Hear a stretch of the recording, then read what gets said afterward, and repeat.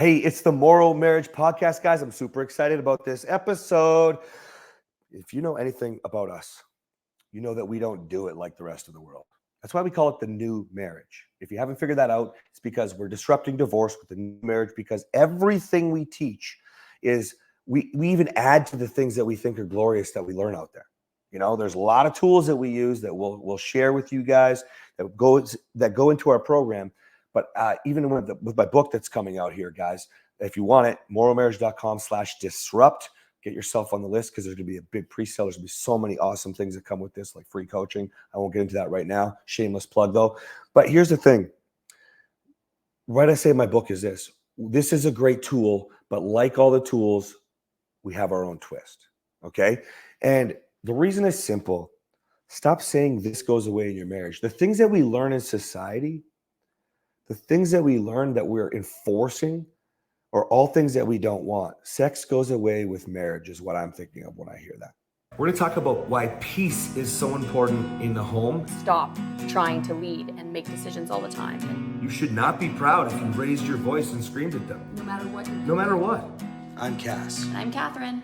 Why am I allowing him to do this in front of our children? Why am I allowing this to happen at all? You don't get to say whatever you want to a man and push him to the point where he snaps. I might have been a really bad man the other day, but today I went out of my way to be a good man, and she thanked me for it. Is that you always want to act in the direction you want to go. So he is just a paycheck. What about his needs? we're MorrowMarriage. Let's flip divorce statistics with the new marriage. Right? You guys are normalizing shit that's not even exciting. You're normalizing staying together with the kids, for the kids, sorry. Like you're taking the things that people say, narcissists can't change, and you're creating a reality for yourself. That keeps you stuck. Stuck. We don't believe in being stuck. If you know anything about our story, you know that we believe in the opposite of being stuck. It would be devastating to be stuck where we used to be. So we have fought against everything. You know, there's a lot of things that go away with marriage according to society. Think about the first couple dates you went on. Your husband was a gentleman when he was, your boyfriend or first date. He opened the door for you. We were leaving church actually a couple of weeks ago, and I will often open my own door, and I'll see him coming, and I'll get in the car, and then he closes my door. Sometimes if he gets to the door first, he'll open it. And if we're walking to it at the same time. That's only kid-based. If we have no kids, I got the door. If we're walking at the same time, I don't reach for the door. It's just that if he's doing something with the kids and I'm ahead of him, he likes to open my door, and I like it. It makes me feel like his woman. We were leaving church, and one of the pastors of all people opened down his window and said, "Can you open the door for me too? That's so cool," and kept driving. I feel sorry for his wife that he doesn't open her door. Now, it doesn't mean I can open my own damn door. But of course you can.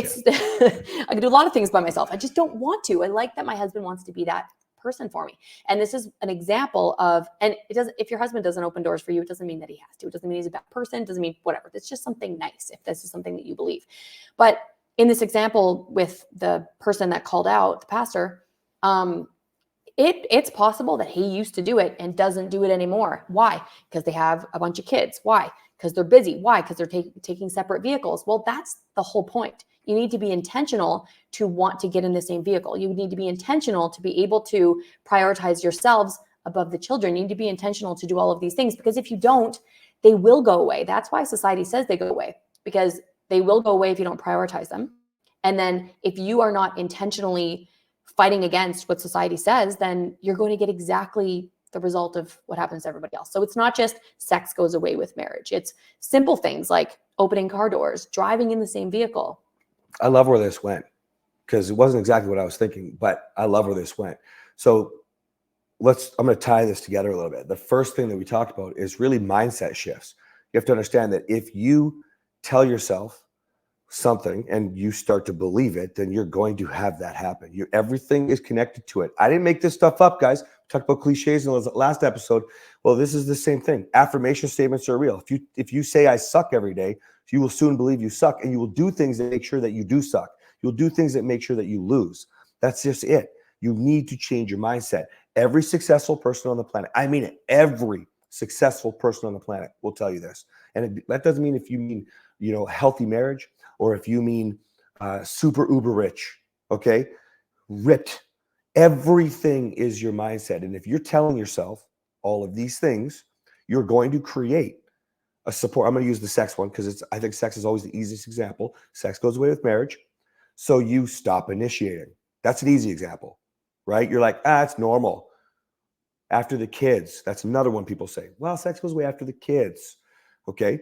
Then you're going to try less, which means you probably stop doing what Kathryn was talking about, opening the door, going on more dates. How many times? Here's another one. We can't date. We don't have anybody to look after the kids. Hey, we don't even speak. I don't speak to my family at all. We have nobody in the town we live in. Kathryn is really good at meeting other moms, figuring things out. There is always a way, but you can't figure it out because you say this goes away. You normalize everything. And then you even take away the good shit that could make the good stuff happen, like is what Kathryn's talking about right now. So I love where this went. Love it. Good. You're welcome. What you guys need to start doing is this. Every single time you don't like something, think about the solution to get that thing. Okay? You don't love the cold plunge. We talked about this the other day. Oh, not loving it is not the way to put it. But you're right.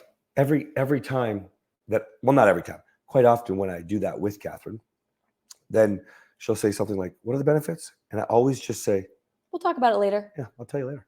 Right?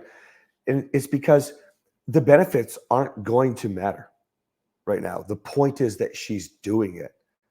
Because if she says it's too cold, I can never do it, which you do. Every day. But if she enforces that, she won't go the next step. Right? So what does she do? She thinks, well, my husband can do it for 3 minutes, then I can do it.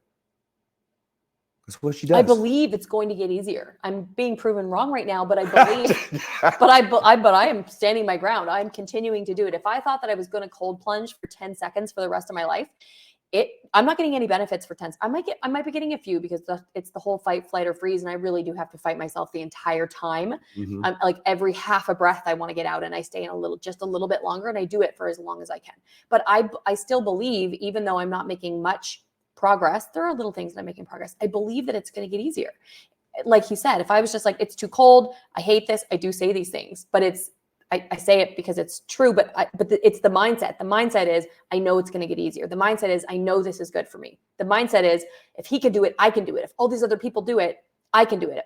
Also, I'm motivating so many people. You have no idea how many DMs I'm getting because of this, which helps me to remember why I'm doing it. So the reason I brought up that is because when you look at when you have people in your life that support you. So if you have a marriage where everyone is telling you the sex goes away, don't worry about it, you're going to, birds of a feather flock together. Mm-hmm. You are going to believe that sex goes away. If you hang out with us, you're going to hear a different story. We're going to be able to motivate you. We're going to be able to tell you to keep going. There's so many plungers that send me a message. This is what you need to do. Try this. You've got this.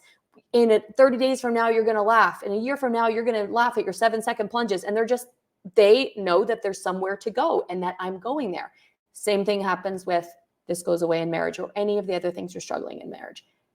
Make sure that you're surrounding yourself with the people that know you can do it and know that can recognize and discern the lies from the truth. Yeah, I love that, because if you understand why it's important to have support, you think about this, you've read books potentially, you're listening to podcasts, clearly you're somebody who's motivated to try to solve the problems in your relationship, right? So surround yourself. That's why I literally just talked to my COO yesterday and said, no more one-on-one. It's the group support, the community, because you've already done this alone. You need to have somebody pull you, and multiple people, multiple ideas, multiple reflections.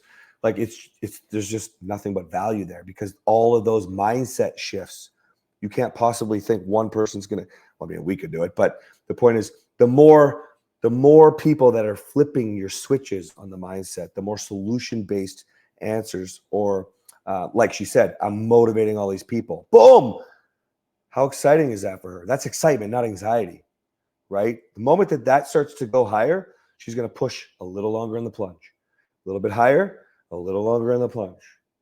So speaking of anxiety, I'm getting anxiety even thinking about that. oh well, let's figure it out. Let's go do a warm plunge. Ooh, Episode's over. Gotta my go. goodness. Bye. See ya.